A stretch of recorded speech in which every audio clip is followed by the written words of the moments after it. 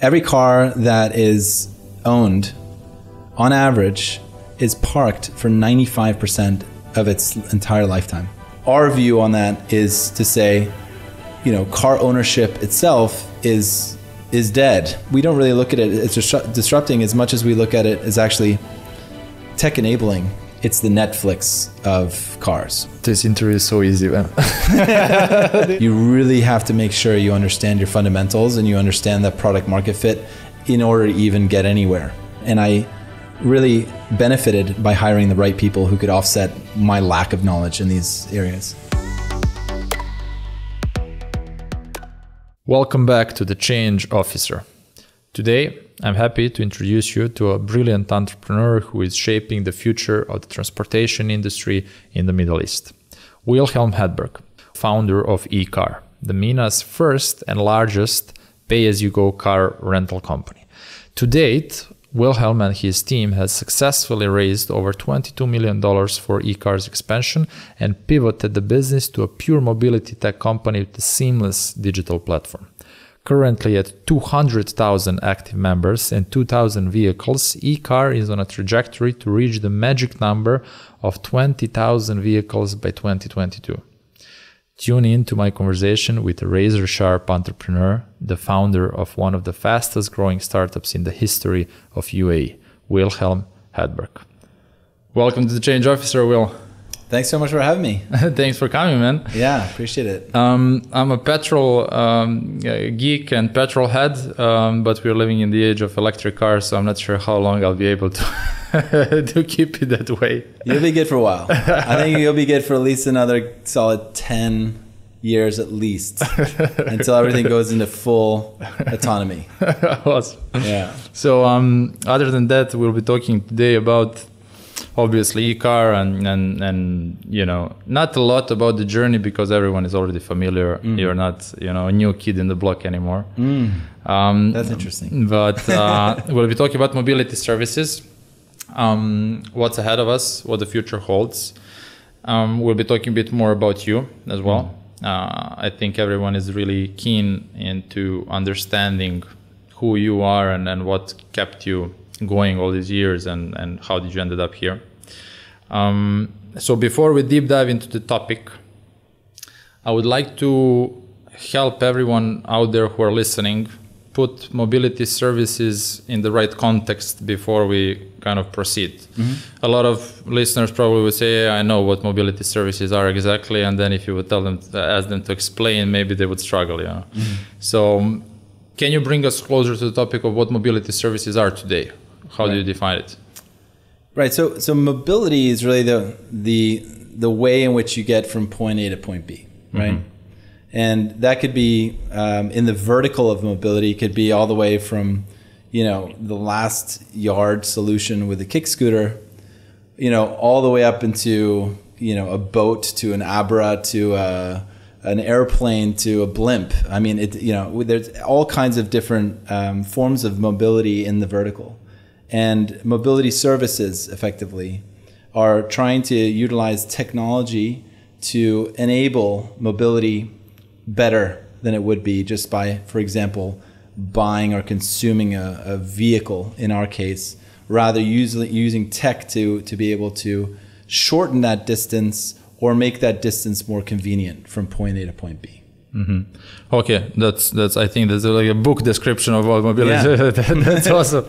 And some of the I found, for example, how mobility services are kind of clustered into a couple of different groups. One is new ownership models consisting of subscription-like services, something that we'll be talking more about later. Vehicles on demand and mobility on demand, which is an interesting kind of separation. The whole automotive industry that has been significantly changed since when was the first car? Like 1800s, 1880, something like that. Yeah, late 1800s. Carl Benz, right? Benz Patent Motorwagen, that was the name of the first car. The whole automotive industry hasn't been disrupted significantly since then. But then over the previous 20 years, the disruption was kind of significant with introduction of more mobility services, and the whole value chain is changing from car ownership to something that will be called later on, based on some research, passenger economy, and fueled by mobility services and the fact that people won't be owning cars anymore. They will be rather kind of sharing them or subscribing to them. And I'd like to talk more about that a bit with you. Sure. Can you bring us closer to what's going on, like in the whole? So what's interesting is the vehicle has historically been a sort of a status symbol, right? And families would really make two big purchases in their lives. One would be sort of the house, and the second big asset would be the car, right? And that's sort of been the historical way that we kind of view cars. Definitely sort of my parents' generation, this was the norm. You're correct. In the sort of last sort of decade, that idea has been disrupted. The idea that effectively you buy a new car, the second you drive that off the lot, that car is now depreciated 20 or 25% even. So it doesn't really make sense as an asset class for you to own such a depreciating asset. So you have now tech companies that are looking at, disrupting the way that people view the consumption of transportation when it's a four-wheeled vehicle, right? And, our view on that is to say, car ownership itself is dead. There's no point to own a car at all anymore, right? And it's the same trajectory that the horse went through.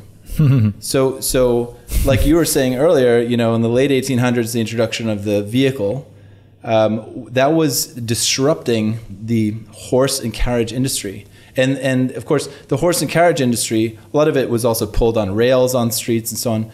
They were looking at the automobile as being absolutely ridiculous, right? How on earth is this something that's going to replace a horse, which is the obvious choice?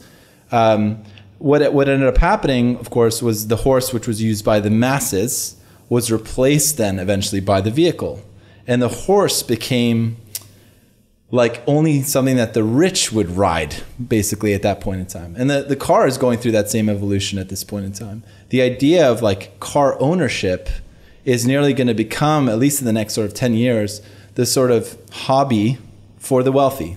Whereas most all other people, to get around in their kind of short commuting, will be used, or are already using shared mobility type services like ride hailing or car sharing.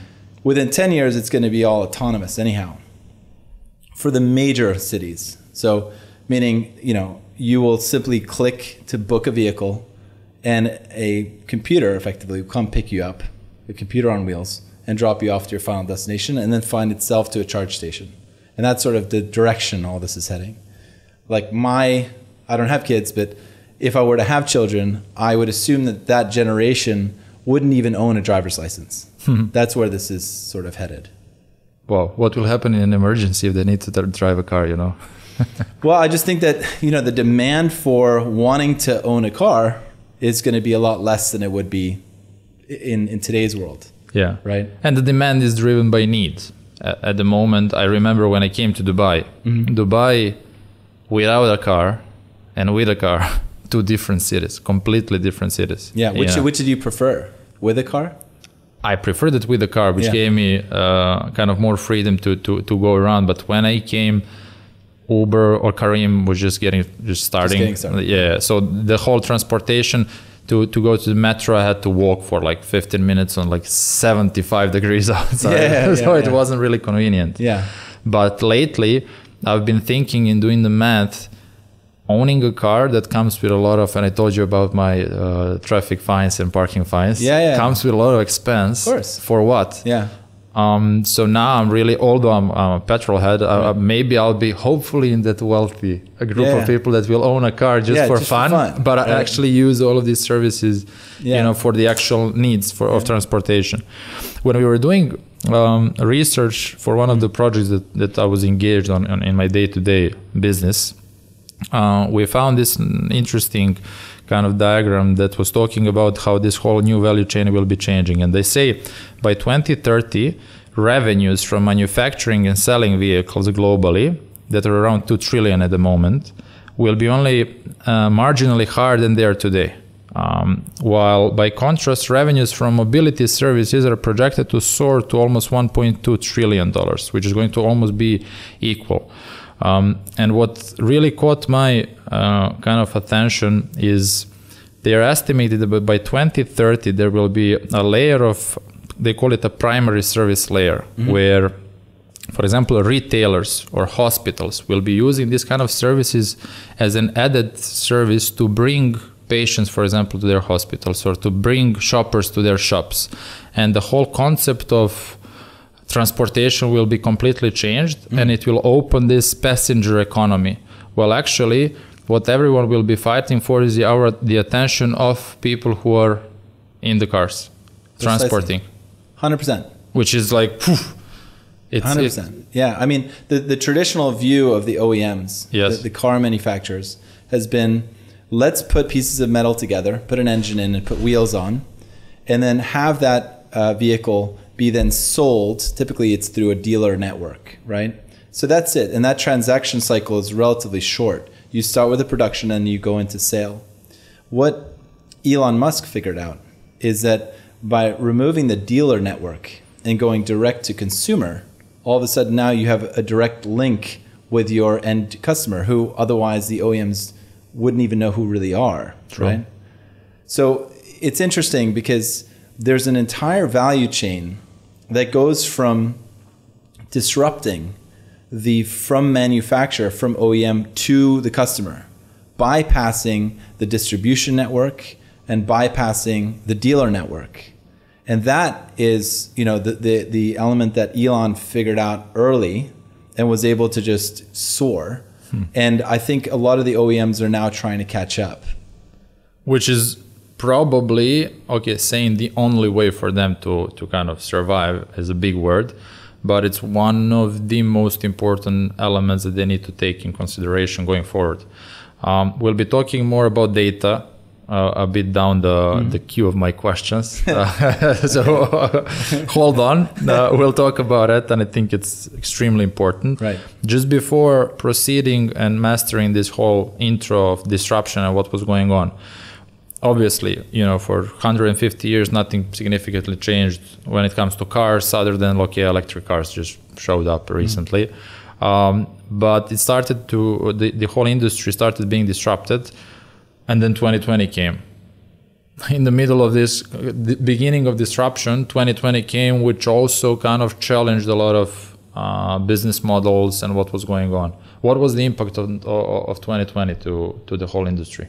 So I can speak from our experience, at least. We got crushed. We literally, we were informed by the government to shut down. Wow. That was for a period of 2 months while they're doing their sterilization and so on. That obviously took a massive impact on our revenue, right? But interesting enough, on the other side of the tunnel, when we turned back on, all of a sudden we found ourselves in this sort of new normal where car rental industries like Hertz went bankrupt in the US, right? There's such an overabundance of car rental and leasing cars now because there is no tourism that's coming through.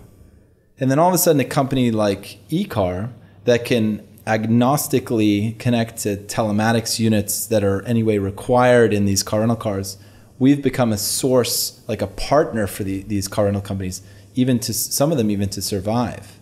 So we tech enable their cars and put them out on the streets. So I think there was a lot of winners that came on the back of this.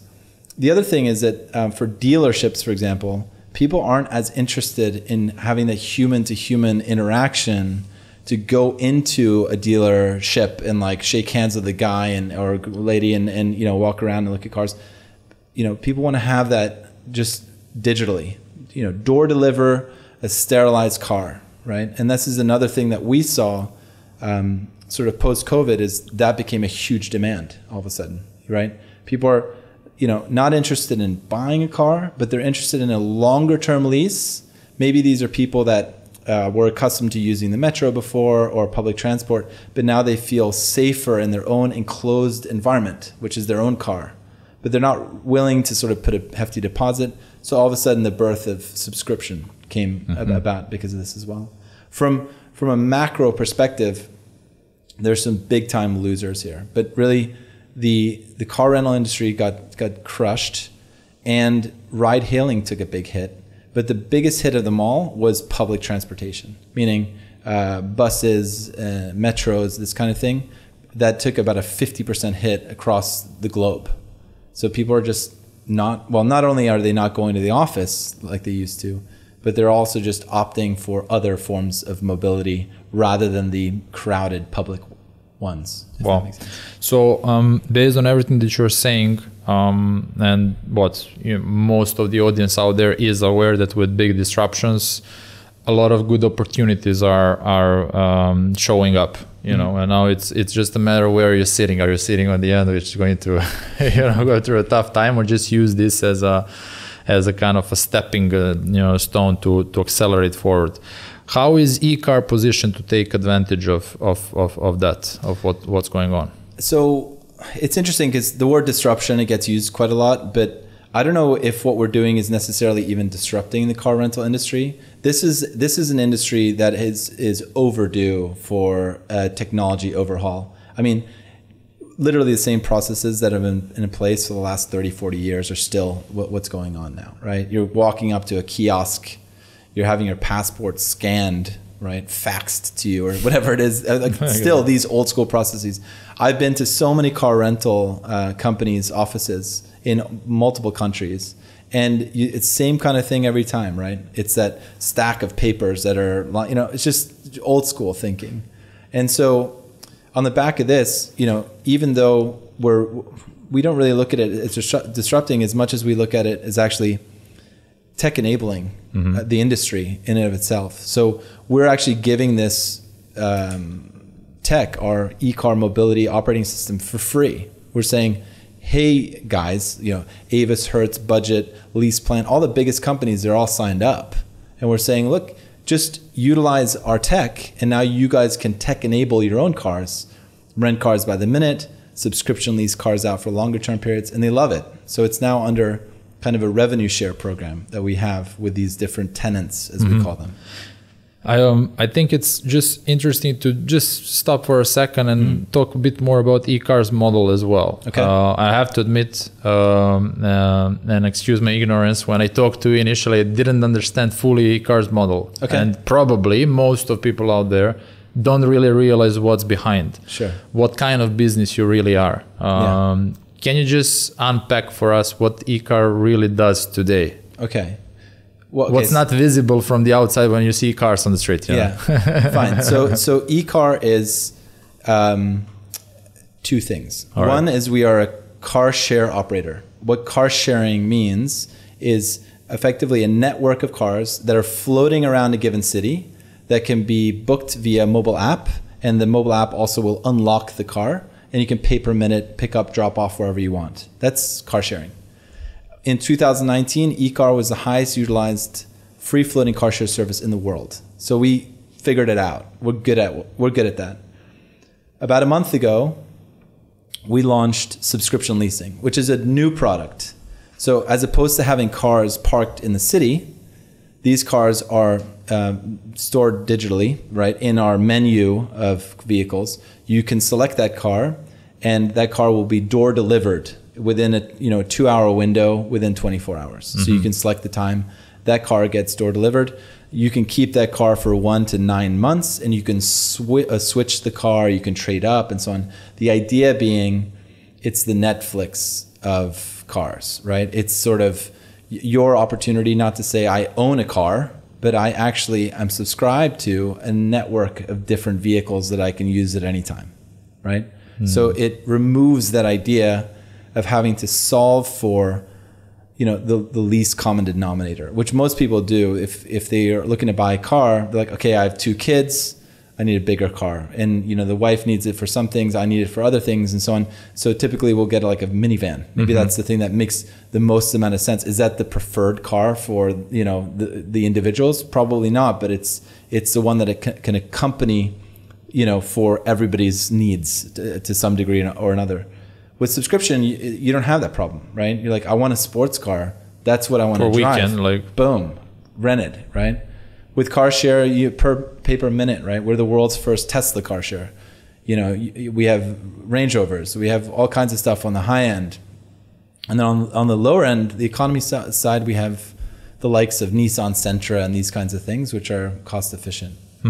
And I think there is a lot of people out there confusing subscription versus leasing. There is a lot of similarities, like, okay, I can lease a car as well on a couple of months and then return it. Like, what's actually the difference between subscribing to a car versus like leasing? So a typical lease, there's a lot of additional factors. I mean, you lease a car for long periods of time. You lease a car or lease to own, where you might lease it for 2 years and then you auto own it and these kinds of things.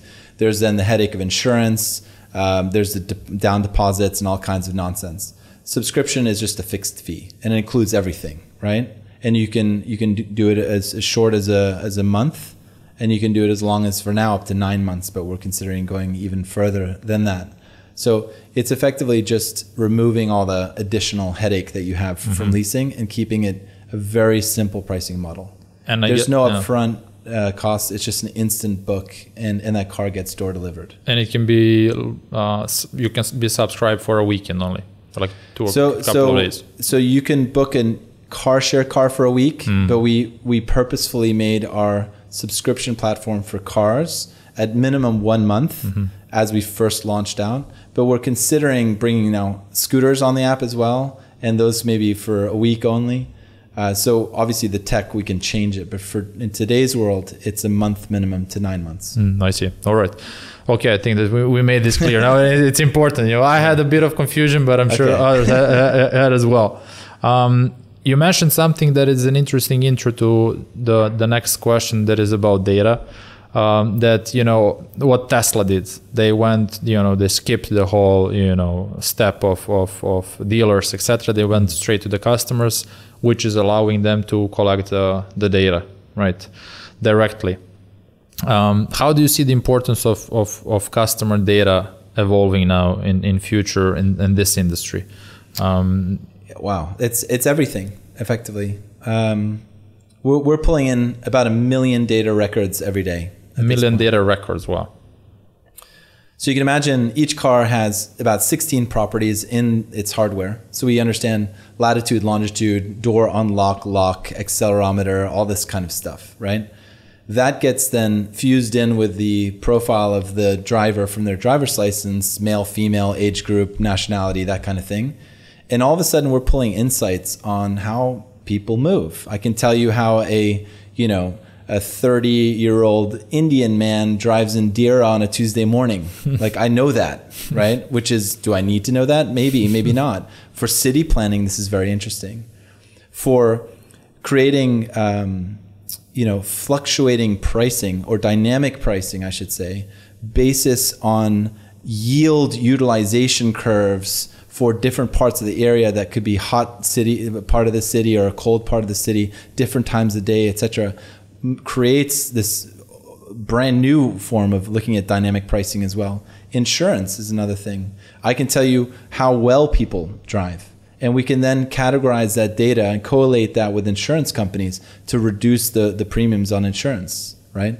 So there's all kinds of, and of course for government planning, city planning, and these kinds of things, there's so many reasons why that data is critical. Ultimately, the most critical bit is the users themselves, right? There is a race to autonomy. Once Elon figures out level 5 autonomy, he is never going to sell another car ever again, right?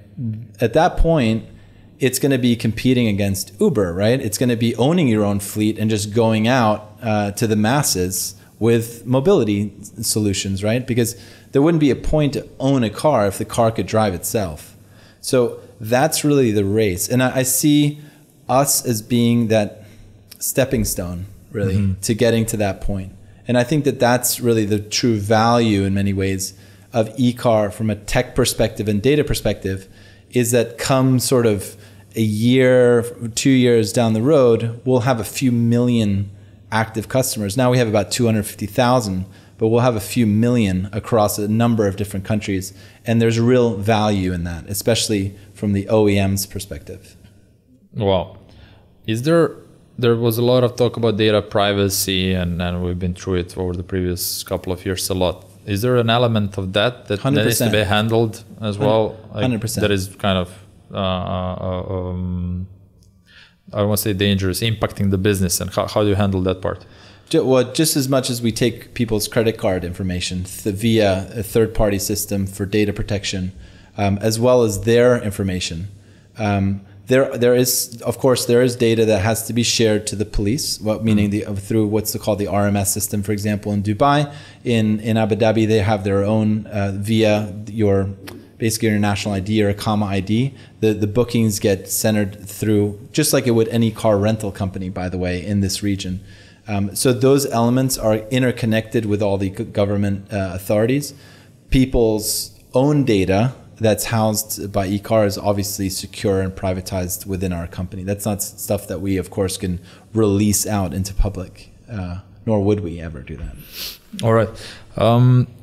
Since this show covers people who are shaping the future and business landscape of the Middle East, I wanted to ask you to tell me more about some region-specific opportunities in this industry. What this region brings as a specific opportunity comparing to the others, and how are you guys taking advantage of that?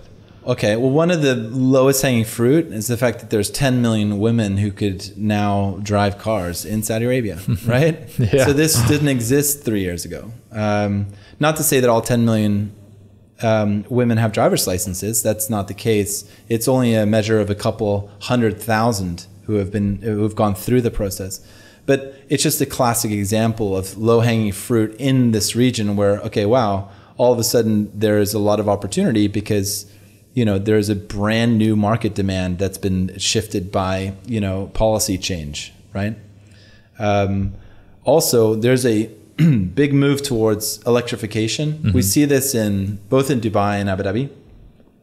They're putting more charge stations out there, right? There's more public charge stations. So I think that there's going to be a big push towards the electrification of fleet. There's not a lot of cars out there. I think, if I remember correctly, it's small. I think it's only about 15,000-ish cars in Dubai that are electric. But again, this is a massive opportunity. Moving forward, especially as the government increases the number of public charge stations, it's like, wow, okay, there's a lot of opportunity for electric cars. And as we talked about before the show even, electric cars park for free in Dubai. So another example of ways that there's cost mitigation involved with providing more eco-friendly transport. I see. Well, that makes sense. How do you guys look at that? Like, where are you putting your strategy-wise efforts to take advantage of these opportunities? I see a huge play in electric cars. I would love to see a world in which we're putting a few hundred Teslas in Dubai. The challenge. I would love that as well. You would like that? Okay, well then let's do it. No, I think that if we play the strategy the short-term strategy that we have now, that's probably going to happen much sooner than you think. We already have the Teslas in Abu Dhabi with Masdar City, but to have a measure of a few hundred Teslas that you can rent, it'll come down to operationally us to figure out how to charge those vehicles. But we've done some preliminary numbers, and it actually looks quite compelling, that narrative. So I think we're probably going to look towards doing that. I think that's an opportunity. Saudi doesn't have the charging infrastructure yet, so we're going to have to wait a little while for Saudi to kind of catch up in that regard. But as soon as they figure out charge stations, then I'm imagining that's going to be a big gap for us in that market. That's exciting for both you and me. Yeah, good. So I have a question regarding there's a lot of companies in mobility services out there in the globe that are fighting with turning business into a profitable business. How do you build a profitable mobility services business in the market that is evolving? You're fighting with demand, et cetera, et cetera. It's massively difficult, and the challenge is it's a play on scale, right? If I wanted to be profitable, I could probably do that if I shut off all my growth plans and hyper focused on one city and got rid of 80% of my staff. Then maybe I would. But the reality is it's a small margin business, right? You're charging people by the minute. If you think about it as well, it's actually kind of crazy. Right now in Dubai, we're charging 70 fills per minute. Okay, so less than a dirham per minute. To put things in context, it's cheaper than a scooter in downtown. That's what I was going to say. It's cheaper to book a Mini Cooper, right, than it is to book a kick scooter. But these kinds of things are probably going to change at some point. But it's a very low margin business. That being said, assuming that we have the scale, those marginal amounts of gross profitability add up quite a bit and will allow us to compensate for the cost of our own scaling. So this year, for example, we are launching into Turkey, Egypt, Malaysia, Thailand, on top of expanding all across Saudi Arabia. It's a very intense plan that we're putting together, but we can do this, because we own our own tech stack. And we have great partners already in the car rental industry that can help provide us with these vehicles. In the old model of e-car, where we're actually taking on board the cost of the lease of the car, it would have been a pretty scary prospect to grow that big. But now, in the new normal, where we can tech enable underutilized assets that are out there in the marketplace, tech enable these cars and get them out on the streets under revenue share, all of a sudden we have a pretty compelling growth narrative as well. I was putting together some general math, looking at how much would a Series C raise be for e-car, right? Should we get into that? And in the old model, it would have been 3 times as much money that would be required for us to do this work as it does now, because we've kind of solved for that part of the equation, which is the most expensive, which is the car itself. So long answer to a short question. No, it makes sense. And this is the part of e-car that I was really pleasantly surprised, and I love this part of the story when you introduced me to how actually you are now basing your business on technology. Although it was based on technology even before, but you were owning the cars and leasing the cars, and it came with a lot of assets. Now your primary asset is the software, right? Precisely. That's where you. We're a SaaS company. We're tech enabling, car rental industries. That's what we do now. Amazing. Yeah. So your roadmap for 2025 and beyond, you said you're expanding now to four additional countries. 2025. 2025, yeah, wow. That's like 3-4 years. Far. That's by then. I think ideally we've gone public by then. I want to host you then, okay? You need to promise me to come to the show. I would, if we can fulfill our appetite for growth. Again, it comes down to the board, right? One of my biggest tasks is to bring, that plan up for discussion, like a modeling tool of what we're going to do. And it looks like we're pretty much in agreement that this strategy to go big is probably going to be the one that we're going to choose to do, which means, I'm not going to sleep a lot. We're going to scale a tremendous amount. We're probably going to double the size of our staff over the next sort of 6 months. But it's super exciting, right? Like imagine e-car being an app that, you know, can be downloaded in Thailand, right?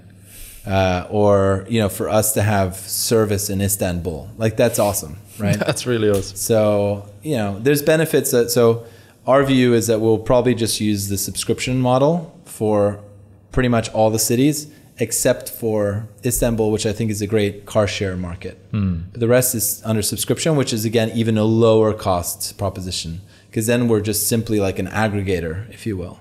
It's a lot less cost. We don't have to focus on even operations really, because that's handled by the tenant of the door delivery part of it. So it's interesting. The company itself continuously is evolving, right? How do you sleep at night, man? I mean, you can see, I don't know if you can see, it's like dark rings around my eyes, but yeah, no, look, there's so many things going on that probably when you're in your bed, like about to fall asleep, you're like, oh my God, Malaysia, Turkey. Yeah. No, but so first of all, it's, you know, one of the big responsibilities is to make sure that you have hired in a great team, right? And we're super lucky because we have a fantastic team and the retention rate as well is super high. So the people that join eCar, like stay with eCar and they like working here. So I'm very lucky in that regard. I'm also very lucky with the board. You know, people way smarter than me on the board, and that helps to be probably the least intelligent guy at the table because, you know, you get a great amount of feedback. So that helps. But, you know, do I not sleep often? Sure, I don't sleep, but I also absolutely love what I do, right? So for me, it's sort of like, it's work in some regard, but it's my baby and I love it, you know, and I want to see this thing grow and flourish. And so it's not as much sort of a burden or a task as it is something that I look forward to waking up in the morning and seeing what we can do next. Awesome.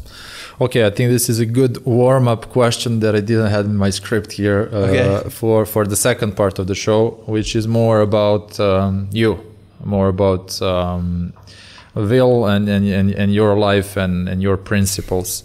So first thing that I want to just quickly talk about, there is an enormous amount of people out there listening right now working for, you know, either a corporation or a company, dreaming about starting a business on their own or turning to becoming a real entrepreneur. You worked for companies, then you had a period where you were a partner, which was, I guess, kind of something in between. But then at one point you decided to, you know, go full on eCar.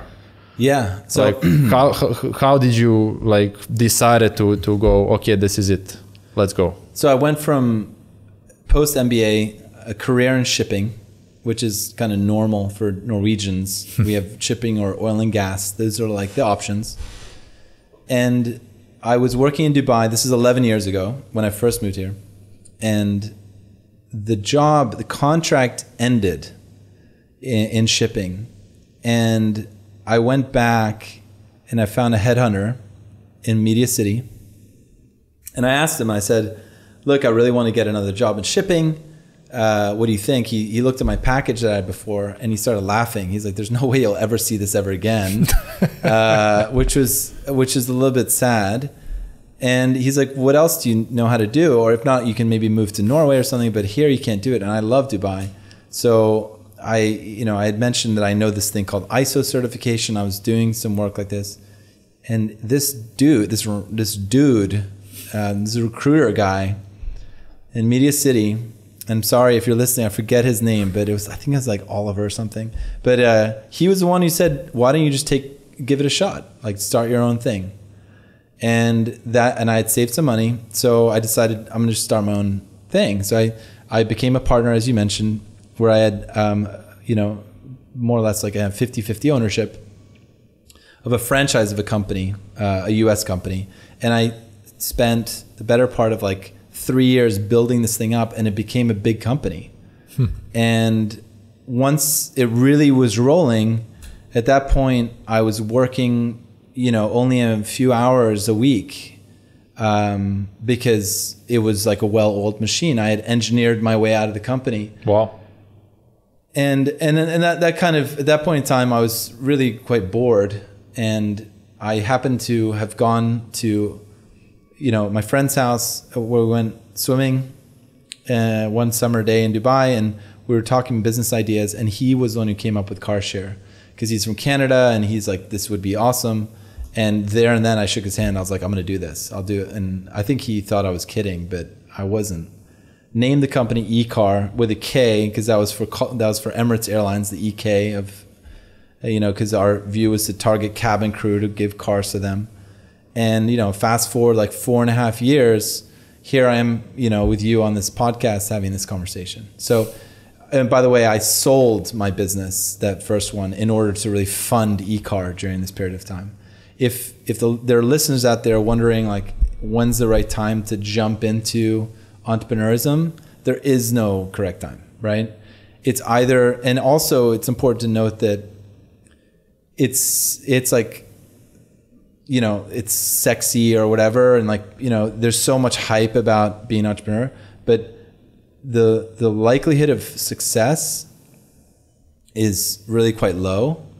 And that's one thing that like is really important to note. Like, it's not just saying, okay, one day I'm an entrepreneur and now I'm going to be a millionaire or something. It doesn't work that way. It works with the fundamentals. It works with building a great business plan, right? Having that bounced across 10 of the smartest people that you know or don't even know but are mentors for you. Questioning every element of this before you even think about quitting your job, right? Making sure that it's something that you do the surveys, understand product market fit, and even then understand it's a huge risk, right? The benefit of today's world that I didn't have, 5 years ago, 6 years ago, is there's a lot more venture capital money that's out there now, right? There's a lot more like incubators and these kinds of things. So it does mitigate some risk, but still like 1 in 10 companies make it, right? So you really have to make sure you understand your fundamentals and you understand that product market fit in order to even get anywhere with it. And even after you get somewhere, most especially tech companies have to pretty much consistently raise funds in order to keep going. So there's this other element to understand that if you're a really good tech person, then it doesn't necessarily mean that you're a very good fundraiser or business development person. So one of the things I always talk to aspiring entrepreneurs about is, there's nothing wrong with finding a great co-founder that can work with you in parallel to help offset some of the things that you might not be as good at, right? And, and a great tag team, 2 co-founders, like one great tech and one, commercial type thing, that's a really good solution. Somebody that you can lean on and trust and so on. I didn't really have a co-founder. Like the guy who came up with the idea, Ravi, we worked a little bit for the first year together, but he ultimately had his own company he was dealing with. So it was a pretty lonely endeavor the whole time. And that would be one thing I would definitely recommend for people not to do, because it's scary, right? And you kind of like want to talk to somebody. So I was lucky I had mentors, but yeah, I'm going on a rant here. But basically, yeah. It's a good, just to kind of on top of that, ask you, maybe you read, maybe you didn't, maybe you heard about the book from Ben Horowitz, The Hard Thing About Hard Things. I know Ben Horowitz, but I haven't read that book. So building a business when there are no easy answers. It's a good book. Okay. It's a good book. What was the hardest thing about building eCar? But not necessarily eCar. What was the hardest thing about building a successful business? Because this is the second time you build a successful business. Yeah. Well, the first one was a B2B company, and it was effectively like a sole proprietorship, and I had just had auditors that was working for me. So that was kind of easier because I'm a commercially minded person. I can go into a meeting and have conversations with the president, or I can go and like meet with operations people. It doesn't matter. I'm good at that kind of stuff. But yeah, so that part was easy. I think a B2C business where you're dealing with customers, that's a whole other bag of worms, right? And the things that I realized that I was quite bad at, number one, I have zero tech experience, I don't know how to build it. I don't even really know how to build a website. Is this going live? No. Like I'm sure I could figure it out on Wix or something, but I hardly know anything. I thought that you build eCar. Yeah, no. Well, the reality is I orchestrated the construction of eCar, if you will. I think what I was good at was finding great talent, right? I found an amazing head of tech from Canada who came in. We got a great marketing team together. I'm not, I don't know how to do B2C marketing, but you find the right people, right, that can do these kinds of things. What I was good at was kind of putting that team together, fundraising, and also speaking to like the government authorities and these kinds of things about pushing this idea forward. I think that was really my strong suit. Everything else, I would argue, I was pretty bad at, to be honest. And I really benefited by hiring the right people who could offset my lack of knowledge in these areas. This interview is so easy, man. This is also a great intro to next question. We are living in the age when there is a lot of social media information content out there, etc., and we are surrounded by all of these millionaires in these rented Lamborghinis and so on in Dubai. Right. And it all seems so beautiful, wonderful, easy, and you think everyone is successful, and you see all of these motivational speakers, and you think that they can do everything well. All right. There's this movement, How I Fucked Up. Maybe you heard about it, maybe you didn't. But it's celebrating failures. That's awesome. Okay. Celebrating failures. Yeah. So we've been celebrating you for 45 minutes now. So let's put the counterbalance, Right. Tell me about the failure in your life that sets you up for a later success, maybe later on, or that taught you a big lesson. Wow. That's a big one. I mean, there's so many, right? Wow, that's a very, very interesting question. I think some of it could do with the relationship that I had kind of with my family. We're a very tight-knit family, but massively conservative. The decision to jump into the entrepreneurial world was met with quite a lot of resistance. On top of the fact that I'm the youngest of 4 kids, my older brothers went to Harvard.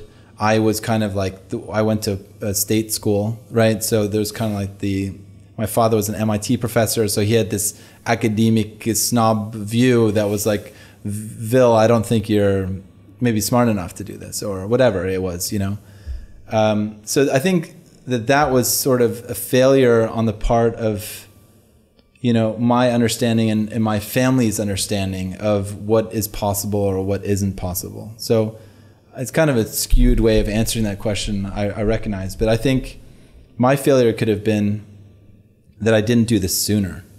I think this is what I was born to do in many ways, was being an entrepreneur and sort of fulfilling that route. And I think that for a long time, I made kind of the mistake in many ways of grinding out and working in a career job that I knew wasn't fulfilling for me. Like I just knew it. And it was kind of like I'd go to work and I realized like, okay, great, I'm getting a great paycheck and I get to sort of travel a bit and so on. But I just knew that there's nothing I want less in the world than continuing a job, working in shipping, and like becoming one of these salty dogs. So, a lot of the older folks in the shipping industry are like really burned out. Like a lot of them are like alcoholics and stuff. And it's just a weird scene, that whole thing. And had I have been a little bit more, I think had a little bit more balls, I guess, I would have done this sooner. And it took me losing my job, right? And having some dude in Media City tell me, why don't you start this thing, and not having any other options, to finally break past that family barrier and say, fuck it, I'm going to do it. And then I did it, right? So I think that there was an ongoing amount of failure in many ways of me just waking up and not feeling great about what I was doing to trigger, a better outcome, I think, now. That's a powerful message, and I think a lot of people can relate. There's a lot of people who can relate with that. I can relate with that. I'm an entrepreneur, but like there's a lot of things that I'm procrastinating on, not actually taking action. Yeah. It took me a long time to do podcast, and then it turned out to be the best thing I did in my life. Cool. Well, you're good at it. I'm pretending. I'm mastering the pretending. All right, great answer. Have you heard about Ray Dalio? Yeah, of course. All right, yeah. I already introduced Ray Dalio in previous episodes. No need for that. He wrote the book Principles. So I use his book to ask a question. Okay. I think it's a great book. I'm not sure if you had a chance to check it out. No. You can just go through it. It's a random book where he kind of, first of all, three parts. One part about Ray Dalio. Not a lot of people actually know about Ray Dalio, and he is like huge. And then two parts. One about life principles, and then about work principles that he's been kind of following throughout his life. So just as an example and inspiration, some of the life principles that he outlined is embrace reality and deal with it. Okay. Be radically open-minded. And then work principles, radical truthfulness and radical transparency. Just to get you thinking, like, do you have any life principles that you are, following throughout life? Life principles. Okay, there's some work-related principles that I have. It can be general, both. I think it can flow in, but what I've come to recognize is that sometimes decisions, I think people are very slow to make decisions until they have all of the information. Like, I want at least 95% of all the data before I make a jump or make a move or whatever. What I've learned, especially in the tech world that moves so quickly, like sometimes you might not even have more than 30% of the information there, right? 40 at best. And you have no idea what the outcome will be on the other end, but you have about a 30% security that it could go correctly. The rest is just open.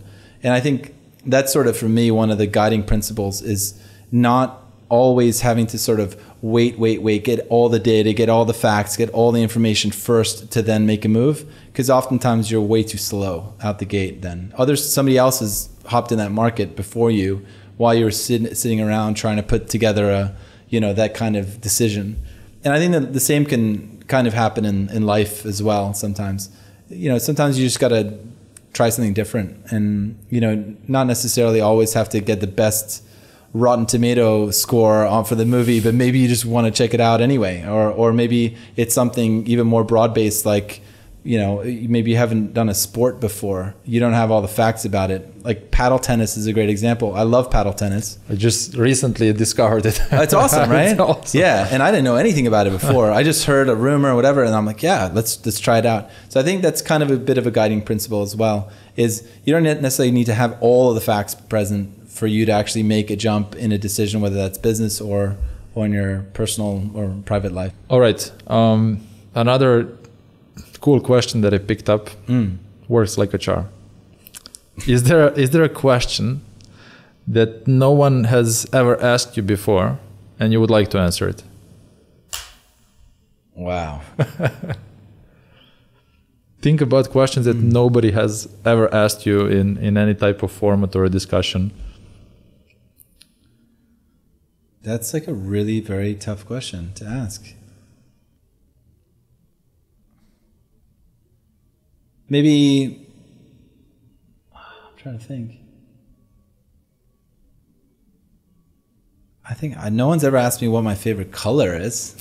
What's your favorite color, Will? It's blue. All right, why? And it's ironic because e-cars are blue. Okay. Yeah, but that's just by coincidence because we didn't pick that color. That was put on us. But yeah, I don't think out of all the kind of interview questions I get, I've never received the "What's your favorite color?" question. You had some really good dates then, because you never ended up on that question. What's your favorite color? Yeah. Oh, fair enough. Yeah, no, yeah, never came up. That's I don't know if that's what you're expecting. No, every answer is a good answer. Yeah, as well as there's no bad question. Yeah. Fair enough. And my last question, as the change officer or a chief change officer, if there is one thing that you could change in the world, what would that one thing be?